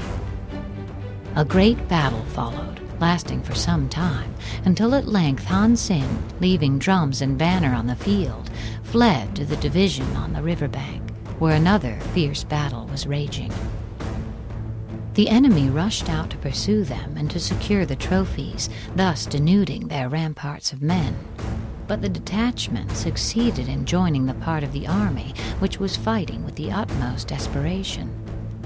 The time had now come for the 2,000 horsemen to play their part. As soon as they saw the men of Chow following up their advantage, they galloped behind the deserted walls, tore up the enemy's flags, and replaced them by those of Han. When the Chow army looked back from the pursuit, the sight of these red flags struck them with terror. Convinced that the Hans had got in and overpowered their king, they broke up in wild disorder, every effort of their leader to stay the panic being in vain. Then the Han army fell on them from both sides and completed the rout, killing a number and capturing the rest, amongst whom was King Ya himself.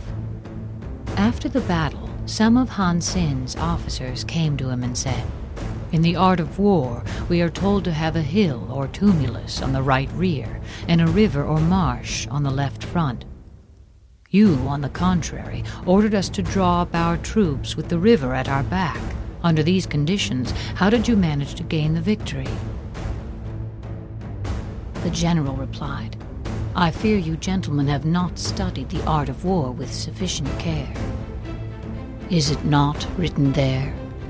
Plunge your army into desperate straits and it will come off in safety. Place it in deadly peril and it will survive. Had I taken the usual course, I should never have been able to bring my colleague round.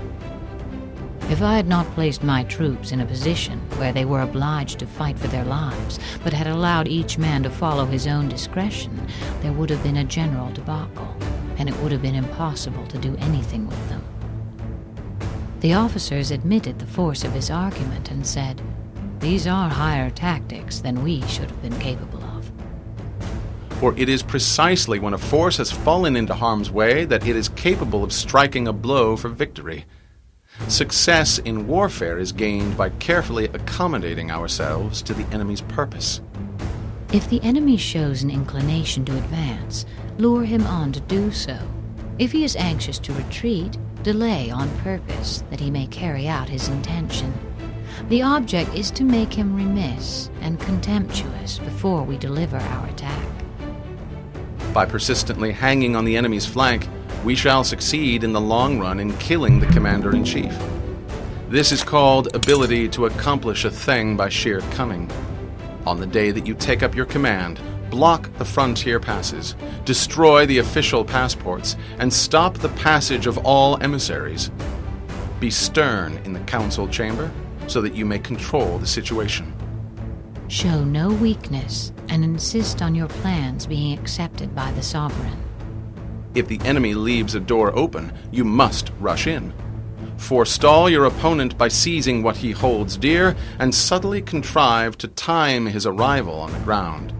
If you manage to seize a favorable position, but the enemy does not appear on the scene, the advantage thus obtained cannot be turned to any practical account. He who intends, therefore, to occupy a position of importance to the enemy must begin by making an artful appointment, so to speak, with his antagonist, and cajole him into going there as well. Walk in the path defined by rule, and accommodate yourself to the enemy until you can fight a decisive battle. Victory is the only thing that matters, and this cannot be achieved by adhering to conventional wisdom. At first, then, exhibit the coyness of a maiden until the enemy gives you an opening. Afterwards, let your speed be that of a running hare, and it will be too late for the enemy to oppose you. Chapter 12. Attack by fire. There are 5 ways of attacking with fire. The first is to burn soldiers in their camp. The second is to burn stores. The third is to burn baggage trains. The fourth is to burn arsenals and magazines. The fifth is to hurl dropping fire amongst the enemy. The method by which this may be done is to set the tips of arrows alight by dipping them into a brazier, and then shoot them from powerful crossbows into the enemy's lines. In order to carry out an attack, we must have means available. The material for raising fire should always be kept in readiness. There is a proper season for making attacks with fire, and special days for starting a conflagration. The proper season is when the weather is very dry.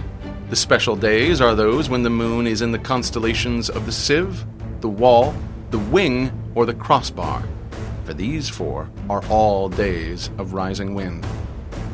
In attacking with fire, one should be prepared to meet 5 possible developments. First, when fire breaks out inside the enemy's camp, respond at once with an attack from without. Second, if there is an outbreak of fire, but the enemy's soldiers remain quiet, bide your time and do not attack. Third, when the force of the flames has reached its height, follow it up with an attack, if that is practicable. If not, stay where you are. Fourth, if it is possible to make an assault with fire from without, do not wait for it to break out within, but deliver your attack at a favorable moment. Fifth, when you start a fire, be to windward of it. Do not attack from the leeward. The prime object of attacking with fire is to throw the enemy into confusion. If this effect is not produced, it means that the enemy is ready to receive us, hence the necessity for caution. If you see a possible way, advance, but if you find the difficulties too great, retire. If the enemy is settled in a waste place littered with quantities of grass, or if he has pitched his camp in a position which can be burnt out, we must carry our fire against him at any seasonable opportunity, and not await on in hopes of an outbreak occurring within, for fear our opponents should themselves burn up the surrounding vegetation, and thus render our own attempts fruitless. If the wind is in the east, begin burning to the east of the enemy, and follow up the attack yourself from that side. If you start the fire on the east side and then attack from the west, you will suffer in the same way as your enemy. Once a general of the Yellow Turban rebels was badly defeated through his neglect of this simple precaution. At the head of a large army, he was besieging a town held by Huang Fu-sung. The garrison was very small, and a general feeling of nervousness pervaded the ranks. So Huang Fu-sung called his officers together and said, "In war there are various indirect methods of attack, and numbers do not count for everything. Now the rebels have pitched their camp in the midst of thick grass, which will easily burn when the wind blows. If we set fire to it at night, they will be thrown into a panic, and we can make a sortie and attack them on all sides at once." That same evening a strong breeze sprang up, so Huang Fu-sung instructed his soldiers to bind reeds together into torches and mount guard on the city walls, after which he sent out a band of daring men who stealthily made their way through the lines and started the fire with loud shouts and yells. Simultaneously, a glare of light shot up from the city walls, and Huang Fu-sung, sounding his drums, led a rapid charge which threw the rebels into confusion and put them to headlong flight. A wind that rises in the daytime lasts long, but a night breeze soon falls. In every army, the 5 developments connected with fire must be known. The movements of the stars calculated, and a watch kept for the proper days. We must not only know how to assail our opponents with fire, but also be on our guard against similar attacks from them. Hence, those who use fire as an aid to the attack show intelligence. Those who use water as an aid to the attack gain an accession of strength. By means of water, an enemy may be intercepted, but not robbed of all his belongings. Unhappy is the fate of one who tries to win his battles and succeed in his attacks without cultivating the spirit of enterprise, for the result is waste of time and general stagnation. Those who want to make sure of succeeding in their battles and assaults must seize the favorable moments when they come and not shrink on occasion from heroic measures. That is to say, they must resort to such means of attack as fire, water, and the like. What they must not do, and what will prove fatal, is to sit still and simply hold to the advantages they have got. Hence the saying, the enlightened ruler lays his plans well ahead. The good general cultivates his resources. Move not unless you see an advantage. Use not your troops unless there is something to be gained. Fight not unless the position is critical. No ruler should put troops into the field merely to gratify his own ego, and no general should fight a battle simply out of spite. If it is to your advantage, make a forward move. If not, stay where you are. Anger may in time change to gladness. Vexation may be succeeded by content. But a kingdom that has once been destroyed can never come again into being, nor can the dead ever be brought back to life. Hence the enlightened ruler is heedful, and the good general full of caution. This is the way to keep a country at peace and an army intact. Chapter 13. Use of Spies. You know that raising a host of 100,000 men and marching them great distances entails heavy loss on the people and a drain on the resources of the state. The daily expenditure will amount to 1,000 ounces of silver. There will be commotion at home and abroad, and men will drop down exhausted on the highways. As many as 700,000 families will be impeded in their labor. Hostile armies may face each other for years, striving for the victory which is decided in a single day. This being so, to remain in ignorance of the enemy's condition simply because one grudges the outlay of 100 ounces of silver in honors and rewards is the height of inhumanity. One who acts thus is no leader of men, no present help to his sovereign, no master of victory. Thus, what enables the wise sovereign and the good general to strike and conquer and achieve things beyond the reach of ordinary men is foreknowledge. Now this foreknowledge cannot be elicited from spirits. It cannot be obtained inductively from experience, nor by any deductive calculation. Knowledge of the enemy's dispositions can only be obtained from other men. Hence, the use of spies, of whom there are 5 classes: local spies, inward spies, converted spies, doomed spies, and surviving spies. When these 5 kinds of spy are all at work, none can discover the secret system. This is called divine manipulation of the threads. It is the sovereign's most precious faculty. Having local spies means employing the services of the inhabitants of a district. In the enemy's country, win people over by kind treatment and use them as spies. Having inward spies is making use of officials of the enemy. Worthy men who have been degraded from office, criminals who have undergone punishment, also favorite concubines who are greedy for gold, men who are aggrieved at being in subordinate positions, or who have been passed over in the distribution of posts, others who are anxious that their side should be defeated in order that they may have a chance of displaying their ability and talents, fickle turncoats who always want to have a foot in each boat. Officials of these several kinds should be secretly approached and bound to one's interests by means of rich presents. In this way, you will be able to find out the state of affairs in the enemy's country, ascertain the plans that are being formed against you, and moreover disturb the harmony and create a breach between the sovereign and his ministers. The necessity for extreme caution, however, in dealing with inward spies appears from a historical story of a General Lo Shang who besieged a city held by the rebel Li Xiong.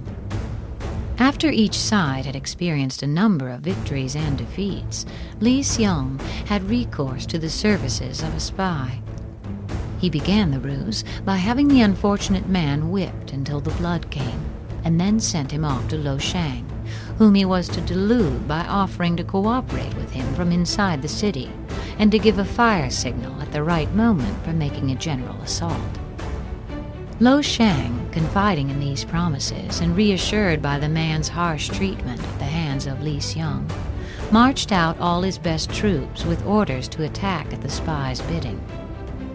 Meanwhile, Li Xiong's general had prepared an ambush on their line of march, and the spy, having reared long scaling ladders against the city walls, now lighted the beacon fire. Lo Shang's men raced up on seeing the signal and began climbing the ladders as fast as they could, while others were drawn up by ropes lowered from above. More than 100 of Lo Shang's soldiers entered the city in this way, every one of whom was forthwith beheaded. Li Xiong then charged with all his forces both inside and outside the city, and routed the enemy completely. Having converted spies means getting hold of the enemy's spies and using them for our own purposes. By means of heavy bribes and liberal promises, detaching them from the enemy's service and inducing them to carry back false information, as well as to spy in turn on their own countrymen. The use of converted spies is shown by the story of Lian Po, who was conducting a defensive campaign against Qin. The king strongly disapproved of Lian Po's cautious and dilatory methods, which had been unable to avert a series of minor disasters, and therefore lent a ready ear to the reports of his spies, who had secretly gone over to the enemy and were already in their pay. They said, "The only thing which causes Qin anxiety is lest Chao Kwa should be made general. Lian Po they consider an easy opponent who is sure to be vanquished in the long run." Now Chao Kwa was a son of a famous general. From his boyhood he had been wholly engrossed in the study of war and military matters, until at last he came to believe that there was no commander in the whole empire who could stand against him. His father was much disquieted by this overweening conceit and the flippancy with which he spoke of such a serious thing as war, and solemnly declared that if ever Chao Kwa was appointed general, he would bring ruin on any armies under his command. This was the man who, in spite of earnest protests from his own mother and the veteran statesman, was now sent by the king to succeed Lian Po. Needless to say, he proved no match for the redoubtable Qin general and the great military power at his disposal. He fell into a trap by which his army was divided into two and his communications cut. After a desperate resistance lasting 46 days, during which the famished soldiers devoured one another, Chao Kwa was killed by an arrow, and his whole force, amounting to 400,000 men, ruthlessly put to the sword.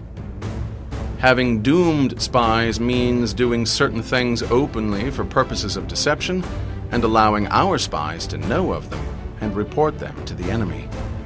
We ostentatiously do things calculated to deceive our own spies, who must be led to believe that they have been unwittingly disclosed.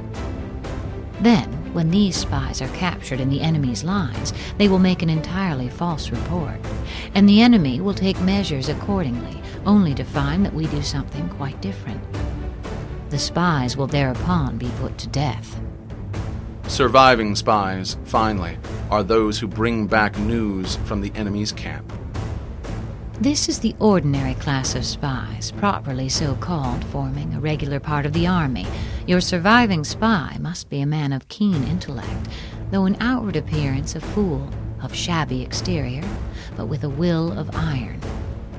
He must be active, robust, endowed with physical strength and courage, thoroughly accustomed to all sorts of dirty work, able to endure hunger and cold, and to put up with shame and ignominy. Hence, it is that which none in the whole army are more intimate relations to be maintained than with spies. None should be more liberally rewarded, In no other business should greater secrecy be preserved. Spies are attached to those who give them most. He who pays them ill is never served. They should never be known to anybody, nor should they know one another.